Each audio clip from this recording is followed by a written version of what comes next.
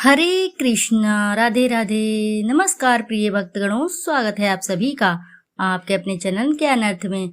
आप सभी को आंवला नवमी की हार्दिक शुभकामनाएं। आज अपरास पान करेंगे। आंवला नवमी की कथा, आंवल्या राजा की ये विशेष कथा जो सबसे प्रामाणिक है और ये हर आंवला नवमी के दिन अवश्य ही रसपान की जाती है।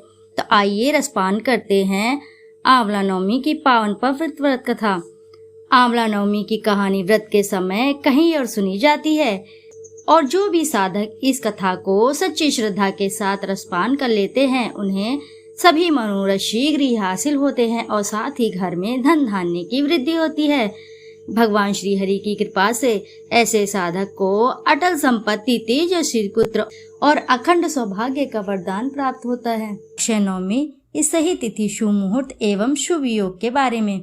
अक्षय नवमी पर जगत के पालनहार भगवान विष्णु और भगवान शिव की पूजा की जाती है। इस दिन भगवान विष्णु की पूजा करने से वृत्ति पर धन की देवी माँ लक्ष्मी की कृपा बरसती है। उनकी कृपा से जीवन में व्याप्त सभी दुख संकट दूर हो जाते हैं। इस शुभ अवसर पर महिलाएं संध्या काल पूजा तक व्रत रखती हैं। कार्तिक का महीना भगवान विष्णु को समर्पित होता है। देवउठनी से 2 दिन पहले अक्षय नवमी मनाई जाती है। देवउठनी एकादशी पर शिववास का योग निर्माण हो रहा है। हर वर्ष कार्तिक माह के शुक्ल अष्टमी तिथि के अगले दिन अक्षय नवमी मनाई जाती है। इस शुभ अवसर पर आंवला पेड़ की पूजा की जाती है। साथ ही आंवले के पेड़ के नीचे भोजन पकाया जाता है। यह भोजन सबसे पहले भगवान विष्णु को और महादेव को अर्पित किया जाता है। सनातन शास्त्रों में निहित है कि धन की देवी ने सबसे पहले आंवले के पेड़ की पूजा की थी। साथ ही पेड़ के नीचे भोजन पकाकर भगवान विष्णु और महादेव को खाना खिलाया था। तत्कालीन समय से हर वर्ष कार्तिक मास में शुक्ल पक्ष की नवमी को अक्षय नवमी मनाई जाती है। इस शुभ अवसर पर आंवला के पेड़ की पूजा करने से सुख और सौभाग्य में वृद्धि होती है। साथ ही सभी दुख दूर हो जाते हैं। आइए अब जानते हैं शुभ मुहूर्त एवं योग के बारे में।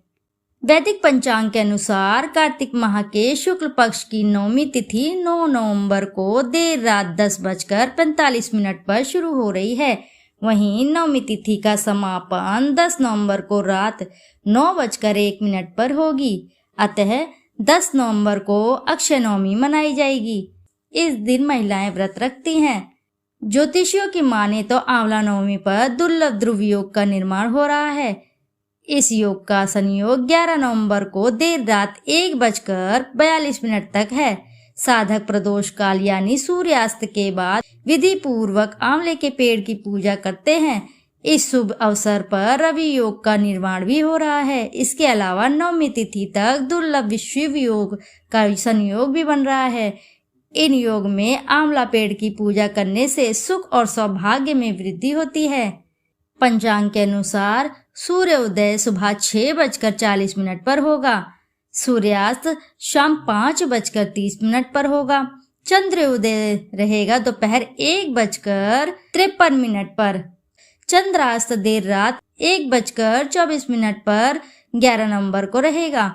ब्रह्म मुहूर्त रहेगा सुबह 4:55 से 5:47 तक। विजय मुहूर्त रहेगा दोपहर 1:53 से 2:36 तक। गोधूली मुहूर्त है शाम 5:30 से 5:56 तक। निशिता मुहूर्त रहेगा रात्रि में 11:39 से 12:32 तक। आइए रसपान करते हैं आंवला व्रत की पावन पवित्र व्रत कथा। एक राजा था, उसका प्रण था वह हर रोज 1.25 मन आंवले दान करके ही खाना खाता था। इससे उसका नाम आंवल्या राजा पड़ गया। एक दिन उसके बेटे बहू ने सोचा कि राजा इतने सारे आंवले रोजाना दान करते हैं, इस प्रकार तो एक दिन सारा खजाना खाली हो जाएगा। इसीलिए बेटे ने राजा से कहा कि उसे इस तरह का दान करना बंद कर देना चाहिए। बेटे की बात सुनकर राजा को बहुत ही दुख हुआ और राजा रानी महल छोड़कर बियाबान जंगल में जाकर बैठ गए। राजा रानी आंवला दान नहीं कर पाए और प्रण के कारण कुछ नहीं खाया। जब भूखे प्यासे 7 दिन हो गए तब भगवान ने सोचा कि यदि मैंने इसका प्रण नहीं रखा और इसका सत नहीं रखा तो विश्वास चला जाएगा। इसलिए भगवान ने जंगल में ही महल राज्य और बाग बगीचे सब बना दिए और ढेरों आंवलों के पेड़ लगा दिए। राजा रानी उठे तो देखा कि जंगल में उनके राज्य से भी दुगना राज्य बसा हुआ है। राजा रानी से कहने लगे, रानी देख कहते हैं, सत मत छोड़े सूरमा, सत छोड़या पत जाए, सत की छोड़ी लक्ष्मी फेर मिलेगी आए। आओ नहा धोकर आंवले दान करें और भोजन करें। राजा रानी ने आंवले दान करके खाना खाया और खुशी खुशी जंगल में रहने लगे। उधर आंवला देवता का अपमान करके व माता पिता से बुरा व्यवहार करने के कारण बहू बेटे के दिन बुरे आ गए। राज्य दुश्मनों ने छीन लिया। दाने दाने को मोहताज हो गए और काम ढूंढते हुए अपने पिता के राज्य में आ पहुंचे। उनके हालात इतने बिगड़े हुए थे कि पिता ने उन्हें बिना पहचाने हुए भी काम पर रख लिया। बेटे बहू सोच भी नहीं सकते कि उनके माता पिता इतने बड़े राज्य के मालिक हो सकते हैं। सो उन्होंने अपने माता पिता को नहीं पहचाना। एक दिन बहू ने सास के बाल गूंथते समय उनकी पीठ पर मस्सा देखा। उसे यह सोचकर रोना आने लगा कि ऐसा ही मस्सा मेरी सास के भी था।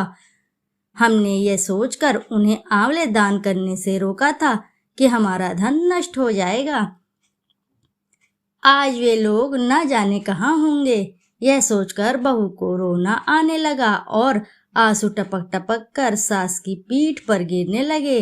रानी ने तुरंत पलट कर देखा और पूछा कि तू क्यों रो रही है। उसने बताया, आपकी पीठ पर जैसा मस्सा है मेरी सास की पीठ पर भी था। हमने उन्हें आंवले दान करने से मना कर दिया था, इसलिए वे घर छोड़कर कहीं चले गए। तब रानी ने उन्हें पहचान लिया, सारा हाल पूछा और अपना हाल बताया। अपने बेटे बहू को समझाया कि दान करने से धन कम नहीं होता बल्कि बढ़ता है। बेटे बहू भी अब सुख से राजा रानी के साथ रहने लगे। हे भगवान, जैसा राजा रानी का सत रखा वैसा सबका सत रखना, कहते सुनते सारे परिवार का सुख रखना। इति शुभम। प्रेम से बोलिए प्रिय भक्तगणों, जय श्री लक्ष्मी नारायण की जय। जय माता लक्ष्मी मैया की जय। जय श्री लक्ष्मी नारायण की जय। फिर मिलते हैं आपसे प्रिय भक्तगणों ऐसी ही किसी नई कथा कहानी में। जब तक के लिए नमस्कार श्रोताओं। यदि आपको वीडियो अच्छी लगती है, वीडियो जरूर लाइक करें, साथ ही चैनल को सब्सक्राइब करें। एक बार अपनी सच्ची श्रद्धा के साथ कमेंट बॉक्स में जरूर लिख दें, जय श्री लक्ष्मी नारायण की जय।